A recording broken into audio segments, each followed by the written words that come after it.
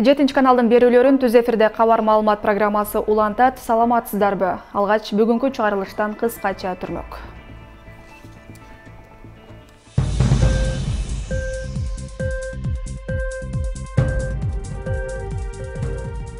Биз кичинекей өлкөбүз. Согушту токтотуп койгонго таасирибиз деле жетпейт. Өлкө башчы парламентте сөз сүйлөдү.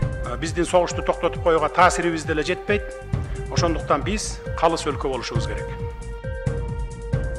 Ош облусунун Өзгөн шаарынын мэри Надирбек Каримов мыйзамсыз жер берүүгө айыпталууда. Карылардын пенсиясы мурда айтылып жаткандай 1-апрелден эмес, 1-октябрдан тартып көтөрүлөт. Мамлекет өзү төлөйт, бюджеттен берет бизге. Ал азыркы күндө 1780 сомдо түзөт. Күйүүчү майдын наркы дагы кымбаттайт. Ага доллардын кунунун жогорулаганы да кошумча себеп болууда. Бензинибиз кымбат. Ар заправка ар сенени коюлат. Каалаган малды каалаган сен. Бир көзөмөлдөгөн отам жок.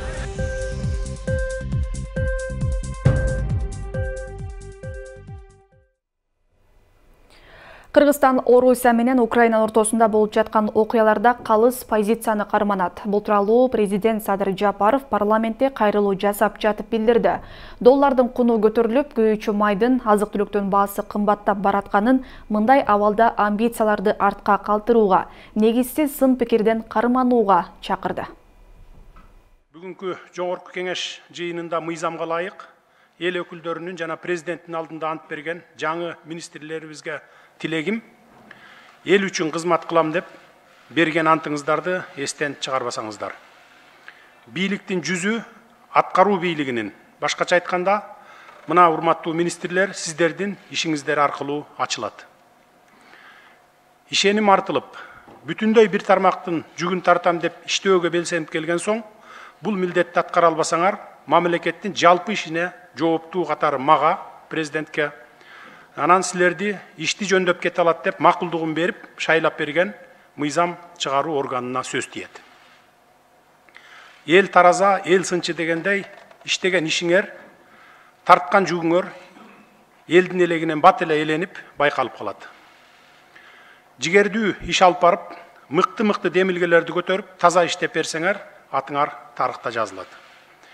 Иштем ишетип түр көргөзүп, эч кандай жылыштар байкалбаса, ага кошумча ар кандай мыйзамсыз аракеттериңер байкалса, бүтүндөй министрликтин аброюна, ал тургай жогоруда белгилегенимдей, бүтүндөй бийлик системасына объективдүү сын айтылары турган иш. Урматтуу мыйзам чыгаруу органынын өкүлдөрү, ааламдашуу доорунда эл аралык коомчулуктан сырт эч бир мамлекет өз алдынча саясат жүргүзүп, өз алдынча өнүгө албастыгы белгилүү. Анын ичинде Кыргызстандагы коңшу мамлекеттер менен кайсы бир уюмдарга мүчө мамлекет катары эл аралык коомчулук менен тыгыз байланышта иш алып барат. Бүгүн дүйнө жүзүндө өнүгүү процесстери ушундай тез ылдамдык менен бара жатканына күбөбүз. Коронавирус пандемиясынан кийин өнүккөн мамлекеттердин экономикасы дагы пандемияга чейинки деңгээлге али жете элек. Ошону менен катар, бүгүнкү күндө Россия менен Украинанын ортосунда болуп жаткан окуялардын кесепети дээрлик бардык мамлекеттерге терс таасир этип атканын көрүп жатабыз. Кыскасы, дүйнөлүк деңгээлде соода экономикалык, коопсуздук, алака катыш жана башка чөйрөлөрдө абал кыйын. Айрыкча акыркы күндөрдө эл аралык жагдай жана дүйнөлүк рыноктогу кырдаал кескин курчуп баратат. Буга баам салып байкап турасыздар өзүңүздөр. Албетте биз кичинекей эле өлкөбүз, биздин согушту токтотуп коюуга таасирибиз деле жетпейт. Ошондуктан биз калыс өлкө болушубуз керек. Доллардын кунунун көтөрүлүшүн, күйүүчү майга карата баанын жогорулашын, азык-түлүктүн баалары да барган сайын өсүп жатканын элибиз менен чогуу баштан өткөрүп жатабыз. Ушундай кыйчалыш убакта бизге эң оболу ынтымак керек болуп турат. Ынтымак бар жерде ырыс бар деген накыл кеп бар элибизде. Бизге капшабы тийип жаткан сырткы таасирлерди жумшартуу максатында бийлик бутактарынын жасаган иши менен айткан сөз айкалышып, бир багытты көздөп, бир муштумга бириккендей иш алып барышыбыз абадай зарыл болуп турган чак. Мен өткөндө министрлер кабинети тарабынан жогоруда тизмектелген каатчылыкка каршы иш-чаралар планы иштелип чыккандыгын айттым эле. Албетте, биздин биринчи приоритетибиз экономикалык потенциалыбызды мүмкүн болушунча сактап калуу болууда. Сиздерде дагы жакшы ой пикир, жакшы сунуштар бар экенине ишенем. Болгону бири-бирибизди сындап, кылдан кыйкым издебей, ишибизди илгерилетүүнүн үстүндө гана болсок деген тилек. Башкага убакыт жок. Дүйнөлүк экономикалык агым, баалардын өсүү темпи бизди сындашып, акыйлашып олтурганыбызга карабайт. Амбицияларыбызды жыйыштырып, позиция дебей, жалпы журтубуз менен бул сыноодон татыктуу өтүү үчүн колдон келгендин баарын ыкчам түрдө ишке ашыруубуз мезгил талабы болуп турат. Мына бүгүн кумтөр маселесин колдоп бердиңиздер. Терең ыраазычылык билдирем. Алдыда дагы бир топ орчундуу маселелер мамлекетибизди экономикалык кризистен чыгарып кетүүчү эң чоң долбоорлор болот. Аларды да сиздерге алып келебиз. Сиздер менен биргеликте коркпой, эки жакты карап кылчактабай, чечкиндүү кадамдарга барып, тездик менен алдыга жылууну уланта беребиз. Кризистик абал бара-бара оорлошо бере турган болсо, өлкөнүн азык-түлүк коопсуздугун камсыз кылуу үчүн болгон күчүбүздү, бар мүмкүнчүлүгүбүздү жумшоого туура келет. Андыктан министрлер кабинети негизги басымды айыл чарбасына жасап, айдоо жерлерибизди кысыр калтырбай эгин эгип, жалпы эле айыл чарба продуктыларын өндүрүү менен аларды кайра иштетүүгө өзгөчө көңүл буруп жатканы дагы ушундан. Кудайга шүгүр, мээнеткеч иштегенден талбаган дыйкан элибиз бар. Алар болгону сугат суу, таза үрөн, жер семирткич жана арзан насыя гана талап кылып келе жатышат. Биз колубузда болгон акчабызды баарын бердик, 26 миллиард. Албетте бул сумма бардык дыйкан фермерлерди быйыл эле дүңүнөн насыя менен камсыз кылып койгонго жетпейт. Ошондуктан эмдиги жылдарга дагы караштырып жатабыз. Биздин оюбуз боюнча 3-4 жылда толук камсыз кылабыз деген планыбыз бар. Албетте эгерде казынабыз толтура болгондо быйыл эле баарын камсыз кылып койсок жакшы болот эле. Бирок акыбалыбызды өзүңүздөр жакшы билесиздер. Пандемиядан кийин биз эмес, өнүккөн өлкөлөрдүн дагы экономикасы калыбына келе элек. Бирок ушундай кыйынчылыкка карабастан биз 1 апрелден баштап бардык социалдык тармактагы кызматкерлердин эмгек акыларын дагы 50%-дан 100%-га чейин көтөрөлү деп чечтик. Эмгек акылар бир гана салыктын эсебинен көтөрүлөт, урматтуу депутаттар. Өткөндө бир депутат кредит алып эмгек акы көтөрүп жатасыңар деди. Министрдин орун басары тыңгылыктуу жооп бере албай атат да. Же өзү билбейт, министрдин орун басары, же даяр эмес. Ал орун басардын боюнча министрлер кабинетинин төрагасына тапшырма бердим. Кызматка татыктуу эмес болсо бошотуш керек. Азыр кызматка биз тааныш билиш же бирөөнүн көңүлү үчүн кармап отурганга акыбыз да жок. Бизди убакыт күтпөйт.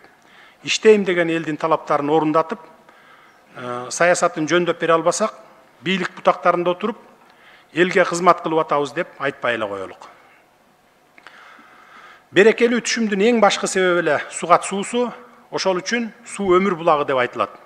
Бул багытта өкмөт жыл башынан бери эле ирригация системасын жолго коюуга, каналдарыбызды тазалоого тийиштүү каражат бөлүп, алардын натыйжалуу пайдаланышына бекем көзөмөл жүргүзүп жатат. Тармактык министрликтердин дал ушул багытка жооп берген орун басарлары жүргүзүп жаткан иштери, бөлүнүп жаткан каражаттар тууралуу парламент жыйындарында маалымат берип, ар бир каражаттын кайда, кандай жумшаларын чечмелеп берип жатат деп ойлойм. Кыскасы, эмгекчил элдин койгон талабын өз учурунда аткарып, жаздын бир күнү жылга тете дегенди эстен чыгарбай, эл менен тыгыз иштешүүгө маани беришибиз зарыл. Ыкчам чечүүнү талап кылган маселелер боюнча мен өткөндө да айттым эле, министрлер кабинетинин чоң жыйынына келип, өз маалында маселе коюп, жообун алсаңыздар болот. Министрлер кабинетинин толук курамынын жыйыны ар бир 5-күн сайын кечки саат 18:00-дө өтүп турат. Ар бир депутат үчүн эшик ачык. Сиздер барып катышканга акылуусуздар. Сөзүмдүн акырында ишибиздин ыкчам жүрүш үчүн тыгыз байланыштагы ыкмалар, иш-аракеттер менен кызматташуу болсо деген тилегим бар. Жогоруда белгилеп айтканымдай, ынтымагыбыз бекем болгондо гана көздөгөн максатыбызга жетебиз. Буга сиздер да макулсуздар деп ойлойм. Ишиңиздерде ийгиликтер болсун, эл өкүлү катары эл үчүн иштейбиз деп келген максатыңыздар ишке ашсын. Кыргызстаныбызда тынчтык өнүгүү болсун. Рахмат көңүл бурганыңыздарга. Жогорку кеңеш 9 марттагы жыйынында Кыргыз тарап менен канадалык Centra Golding компаниясынын ортосундагы өз ара дооматтарды жөнгө салуунун шарттары жана форматы жөнүндөгү маселени жабык карап колдоп берди. Президент Садыр Жапаров парламентте кайрылуу жасап жатып, депутаттарга ыраазычылык билдирди. Centra Golding компаниясы менен жетишилген келишимди президент жакынкы күндөрү жарыялай турганы айтылууда.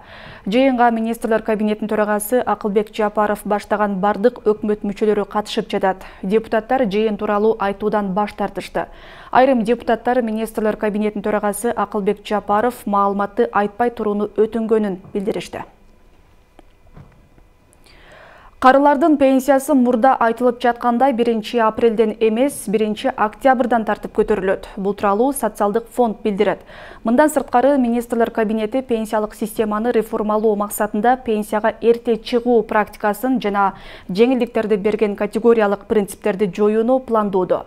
Тараптардын үнүн кабарчыбыз угуп келген.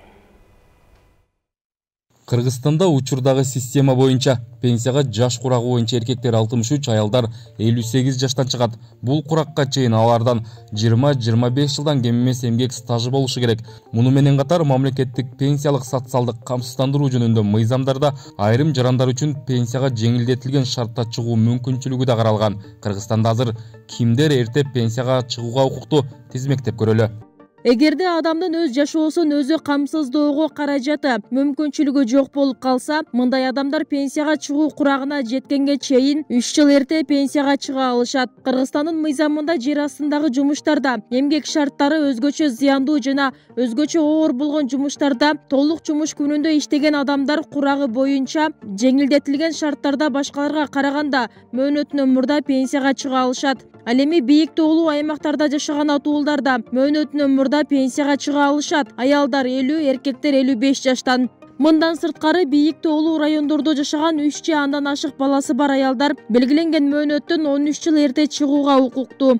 Алыскы жана адам барууга оор жерлерде жашаган кыргызстандык атуулдар дагы эрте пенсияга чыга алышат. 5 жана андан көп бала төрөгөн аялдар 53 жаштан баштап пенсияга чыгышат. Ошондой эле жаштайынан майып болгон балдардын апалары да 53 жаштан чыкса болот. Ишканасы кайра түзүлүп же жоюлуп кеткен мекеменин жумушчулары да эрте чыгуу укугуна ээ. Аскер кызматкерлери пенсияга эрте чыга алышат. Алардын пенсияга чыгуусу атайын мыйзам менен ишке ашырылат. Соцфонддогу реформанын алкагында жеңилдик менен эрте пенсияга чыгуу бара-бара жоюлат. Баарынын жаш курактары 58 жана 63 болуп теңделет. Мындан ары мамлекеттик пенсиялык саясат жарандардын эмгек стажына жана кошкон салымына жараша жүргүзүлөт. Мисалы, соцфондго ким көп каражат которсо ошончо көп пенсия алат. Ким канча көп төлөсө ошончо пенсия көп чыгат. Азыр республикалык масштабында сөз болот, аябай чоң пенсия алат экен деп, ошолордун баардыгы көп сумма которулган. Бул адам өзүн өмүр бою камсыздандырат. Аны убагы келгенде, карылыгы келгенде ошо өзүнүн камсыздаган суммасынын эсебинен биз пенсия чыгарып беребиз да. Пенсия өзү негизинен 3 бөлүктөн турат. Биринчи базалык бөлүк, анан страховая часть 1 деп коебуз, страховая часть 2 деп коебуз, үчөө биригип пенсия болуп эсептелинет. Базалык бөлүктү мамлекет өзү төлөйт, бюджеттен берет бизге. Ал азыркы күндө 1780 сомдо түзөт. Учурда Кыргызстанда эң аз пенсия 1800 сом. Бул Кыргызстандагы ар бир адам башына эсептелген керектөөнүн 50%-на да жетпейт. Учурда кымбатчылык өкүм сүргөн маалда 1800 сом менен бир киши бир айга жашай албайт дегенди билдирет. Ошондуктан ардагерлер биринчи кезекте пенсиянын көлөмүн муктаждыкка жараша теңдөө кажет дешет. Анан кийин бизге общий начисление болгондо по возрасту, допустим, да 1,5 миңден 2,5 миңге чейин начисление болот пенсия. А прожиточный минимум канча? Аны билесиңер, да? Прожиточный минимум 30%-на жетпей атат пенсиясы. Анан кийин дагы уялбастан пенсия жашын көтөрөбүз дейт. Пенсионерлердин фондун көбөйтүп, жашын наоборот төмөндөтүп, анан кийин пенсионерлерге жумуш таап бериш керек. Ардагерлердин пенсиясы мурда айтылгандай быйыл 1-апрелден эмес 1-октябрдан тартып көтөрүлө турган болууда. Бул тууралуу социалдык фонддун төрагасы бүгүн жогорку кеңештеги жыйын учурунда билдирди. Пенсияга кошумча чегерүү быйылкы жылдын бюджетинде каралган эмес. Депутаттар кымбатчылык өкүм сүргөн маалда соцфонддун кол куушуруп отурганын сынга алышты. Сомдун курсу эмне болуп көрүп атасыңарбы? Бул анализ барбы жокпу? Эмне ошо ойдон октябрга чейин эчтеке болбойт ойлоп атасыңарбы?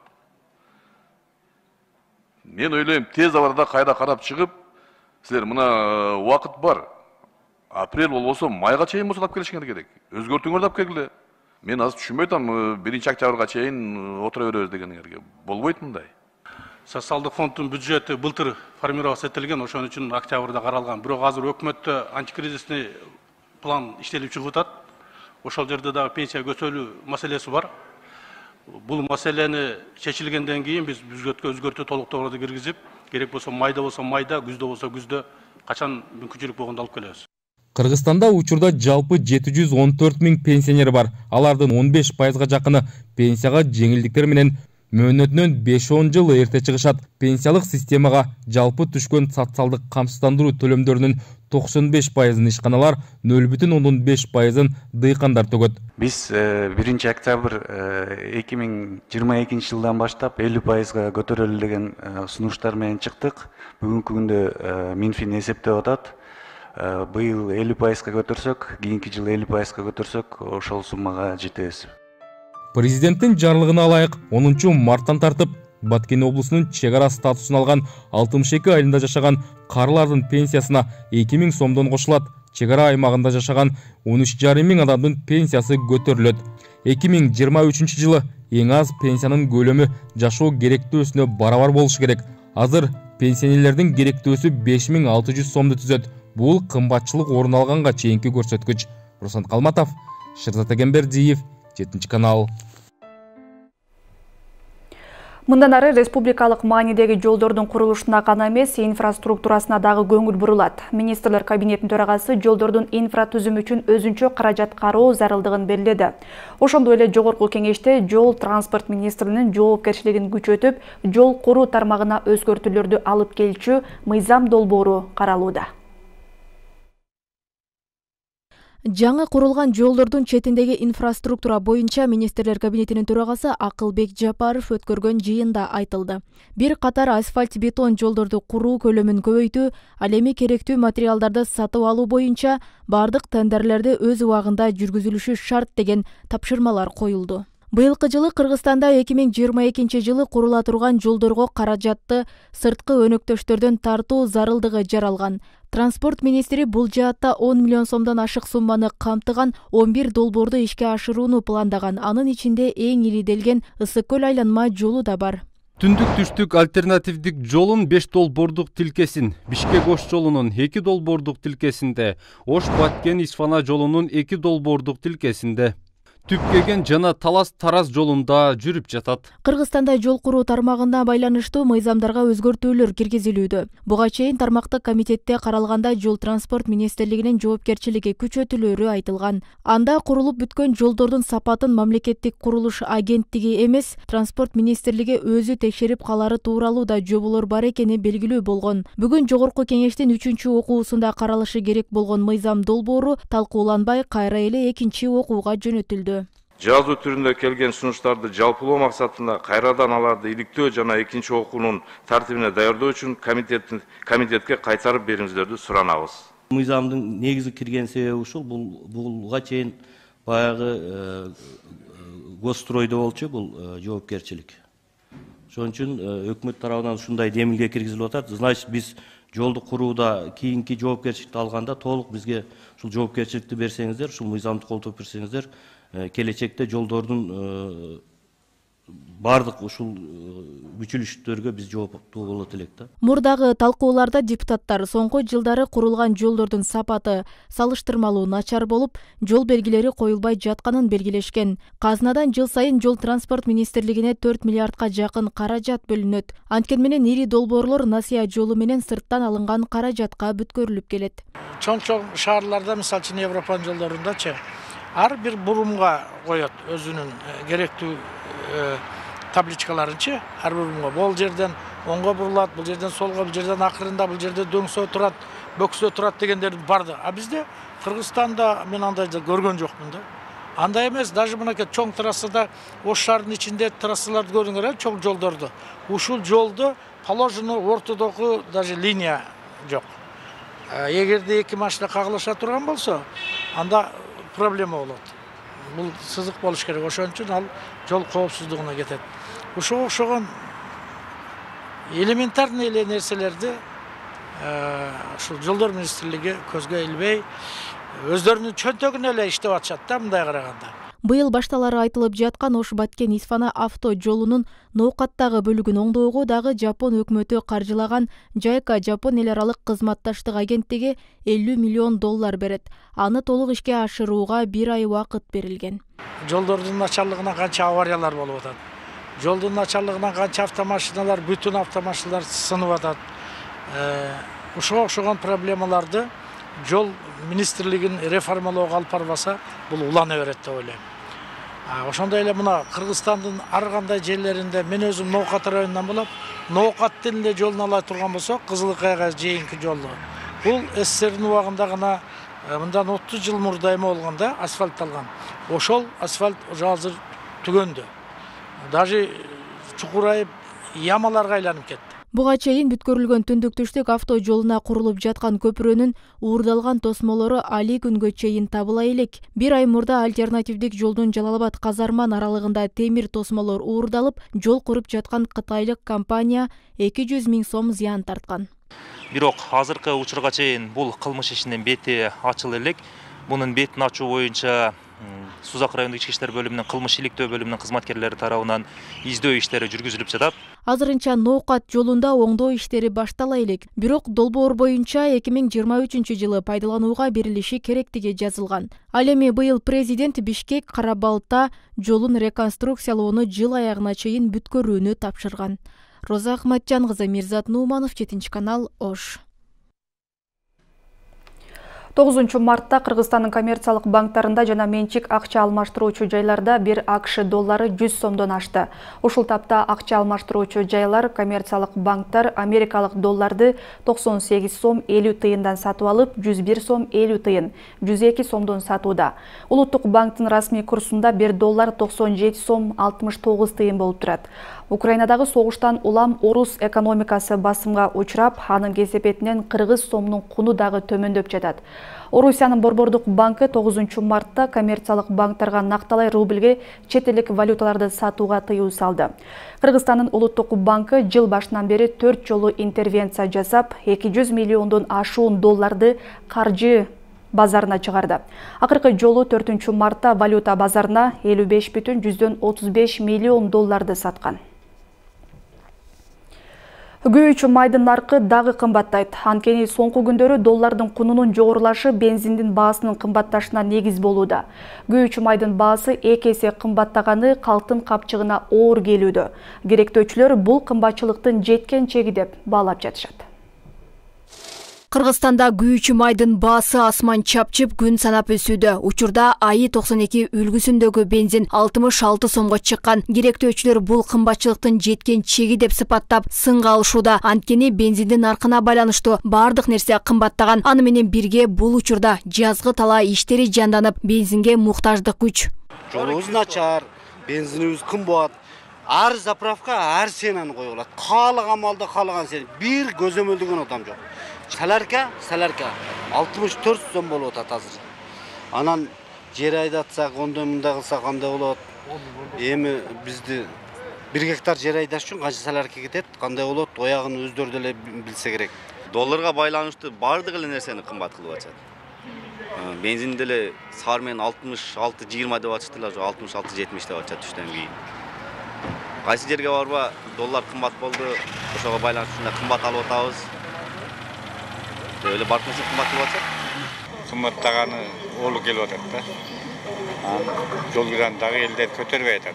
Мындай кымбаттоолорду Нефти трейдерлер ассоциациясы Орусиянын мунай заводдорундагы дүң баанын өсүшүнө байланыштырды. Ага кошумча акыркы учурда доллардын көтөрүлгөнү да себеп болгон. Доллардын жогорулашы ал бардык эле Кыргызстанга ташып келген товардын кымбаты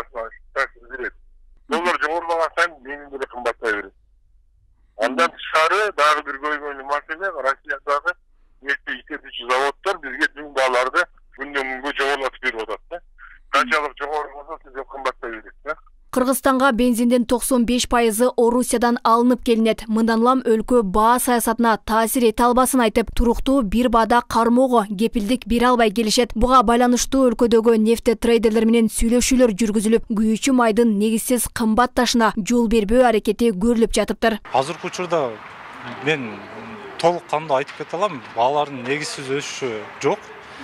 Себеби биздин ошол жетекчилик тараптан ошо ири ишкерлер менен постоянно жумуш өткөрүлүп турат. Негизсиз баа көтөрүү жок. Себеби азыркы нефтетрейдерлер бүгүнкү күндө 92 менен дизельный топливонун баасы боюнча бул кандай өздүк наркы менен иштеп атат да, прибыль көргөн жок бул жердечи. Биз ошондой жетекчилик ошондой талаптарды коюлган. Biz alardan постоянно маалымат алып турабыз, канчадан алып атасыңар деп. Ошол эле биржаларды карап турабыз, канча сомдон болуп атат депчи. Бул дүйнөлүк тенденция болуп атат.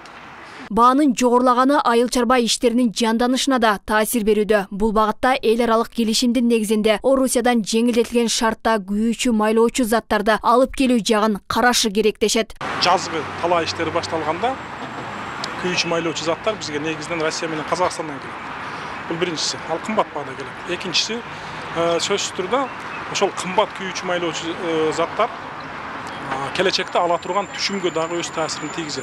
Маанын кымбатчылыгы бир эле баанын кымбаттаганы бүгүнкү күндө эле эмес, эртең күзүндө дагы ошол жыйнап атканда түшүм дагы таасирин тийгизет да. Демек, бул терс таасир бизге азыркы мындай образы түрдө айтканда жакынкы 6 айга кепилдик берип атат да, кымбат болот деген. Кыргызстан бир жылда 1 миллион 200 тонна күйүүчү майлоочу май керек дейт. Анын 1 миллион тоннага жакыны Орусиядан алып келинсе, 200 тоннасын ички заводдор камсыздайт. Өлкөдө мунайды кайра иштетүүчү 10 гана завод бар. Алмагүл Эрке Байгызы, Бекмамат Султанов, 7 канал, Ош шаары.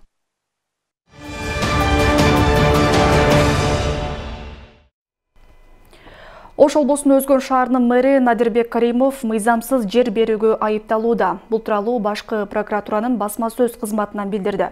Маалыматта Каримов 2015 жылы мыйзамсыз токтомдорду кабыл алып, шаардагы Саракси, Борбордук, Жаңы Өзгөн, 32Д жана Гузар кварталындагы жалпы 9038,5 чарчы метр жер тилкесин 22 жаранга берип жибергени аныкталганы айтылат. Тергөөнүн жыйынтыгы менен прокуратура Каримовго кылмыш жаза кодексинин 337 беренеси кызмат абалын кыянаттык менен пайдалануу негизинде айыбын угузуп, кылмыш негизинен кароо үчүн райондук сотко жиберилген.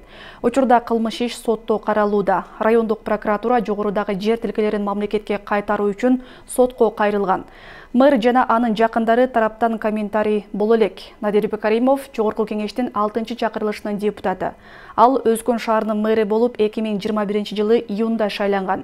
Бул кызматты 2015 жылдарда да аркалаган. Буга чейин башкы прокуратура Ош облусундагы Кара Суу жана Талас облусундагы Бакай Ата райондорунда мыйзамсыз жеке менчикке өткөн жер тилкелери боюнча кылмыш иши козголгонун жарыялаган.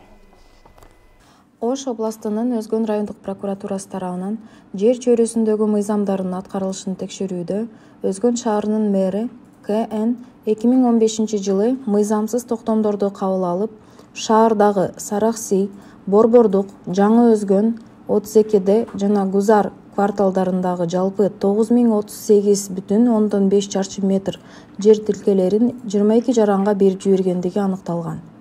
Бул фактылар боюнча райондук көзөмөл органы тарабынан сотко чейинки өндүрүш иши катталып, тергөө амалдары жүргүзүлгөн.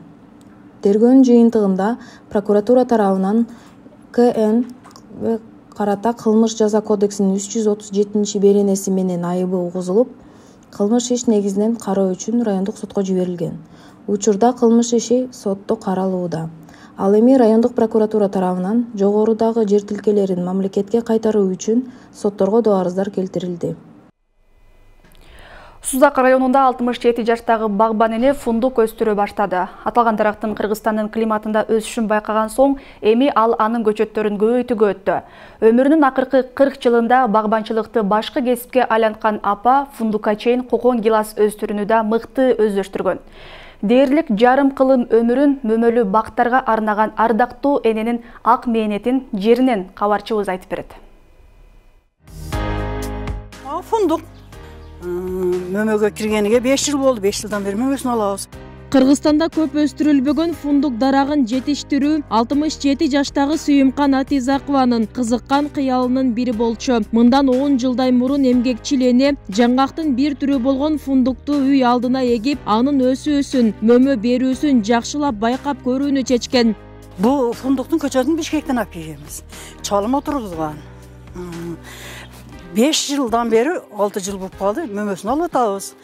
Анан көргөндөр кызыккан үчүн 2 жыл, 3 жылдан бeri сатыкка чыгарып атабыз көчөт кылып. Болот экен биз жакта, биз дагы биринчи жолу таңыркап алып келип эксек, мына болду. Болот экен, ичидеги дәни толо, анан маңызы майлуу экен, ширин экен. Гүлдөп болуп жалбырагы чыгат. Жалбырагы чыкканда бул мөмөнү баягы мистеге окшоп аркасынан алат экен. Алганда 5-5 алат. Сүйүмкан Атизакова багбанчылык өнөрдү 41 жыл мурун өмүрлүк жолдошуна жардам берүүдөн баштаган. Күйөөсү маркум Калдарбек Атизаков агроном болгондуктан бактарак тегүүнүн сырын, өстүрүп багуунун жол жобосун жакшылап үйрөткөн. Ошентип көмөк көрсөтүүдөн башталган көчөт кылуу иши бүгүн аны тажрыйбасы ашкан ишкер айым, өз ишин мыкты билген кесипкөй адиске айлантты. Сөзсүз путаш керек. Башкадан жаңы шакчыгы мындай болуп жаңырып жашарат булар. Мына осы карыбайт, тамыры чоң эмес айын. Бу тез эле жетилип, мөмөнү дагы чоң аганга жетишет да булар. Ошо быйылгыда өтө көпшү 50-тен 53 эсептедим. Акыркы күнү жалабаттан алып келдик, теримчиничи. Ошо толтуруп бериле кетем дегенде орусча. 30дан ашык адам иштейт күнүгө. Ошо теришет, сартыркы кылабыз. Балдар өздөрү коробкага салып. 15 жыл мурун отургузулган бул кокон гилас көчөттөрү бүгүн чоң киреше берген мөмөлүү бакка айланган. Учурунда Сүйүмкан апа маркум жолдошу менен бул жерден 18 миңге чейин көчөт өстүрүп жүрүшкөнүн айтат. Бирок акыркы жылдары багбан байбиче ден соолугуна байланыштуу көчөттүн санын 3 эсеге азайткан. Тагыраагы быйыл 6 миңдей жаңгак, өрүк, түрдүү алма жана кокон гиластын түрүн өстүргөн. Чалым бармады, 18 миңге чейин кылганбыз. Бишкекке апардык. КамАЗдарга 2 КамАЗам жүктө бар жүрдүк. Тереке чейин барып. Энди о мал башка экен жакшы таштабай алып келет да. Быйыл 6 миңдей кылдык азыр. Эndi 6 миң турат. Быйыл азыраак деп атам да. Эмесе жылда 8-9 миң, 10 миңге чейин кылат элек. Каармандын эмгегин эли баалап, багбанчылыктын сырын үйрөнүүнү каалагандар алыс жакындан келип турушат. Алар үчүн Сүйүмкан апанын эшиги ар дайым ачык экен. Ал эми жакын жашаган коңшу, урук туугандарда бул үй бүлөдөн бак тегүүнүн жолун үйрөнүшүп, керек учурда каралашып да турушат. Гүлдөрдөн бери кылышат, гүл. Ошого биз кошо жардам беребиз, балдарыбыз калдышат, биз өзүбүз жардам беребиз сартыропкага. Мен улаганды эле билбейм, каганын бардыгын билем. Өз биздин эшиктен алдык аян бак кылып берген, кайнагам өзү эккиле, кыгыла деп бардык Аллага шүгүр. Бактарыбыз бар. Ой, аялдар кылса болот. Кызым, мисалы биз 70-тен аштым, мен 70-тен кылдым. Мен кызыгып атканда мына жаш келиндер бекер отургандан көрө кылып үйлөнүш керек. Бул эсем эмес, кыйынчылыгы жок. Жериң болсо, мисалы, бир сотук жерге кыса деле бурду, гектар болбосо деле жок. Сүйүмкан Атизакованын 2 уул 2 кызы бар. Аларда ата кесибин ардактап, учурда ата-энеси төптөгөн ишти улантып, багбанчылыкты мурастап жүрүшкөн чагы. Бүбүсара Орозалиева, Шарзат Эгембердиев, 7-канал, Сузак району. Мына ушундай маалыматтар менен бүгүнкү берүүбүздү жыйынтыктайбыз. Ошол жана башка жаңылыктар менен кенен каналдын расмий сайтынан жана социалдык баракчаларыбыздан да окуп тааныша аласыздар. Түз эфирде мен Айжамал Олжобай кызы болдум. Саламаттаңыздар.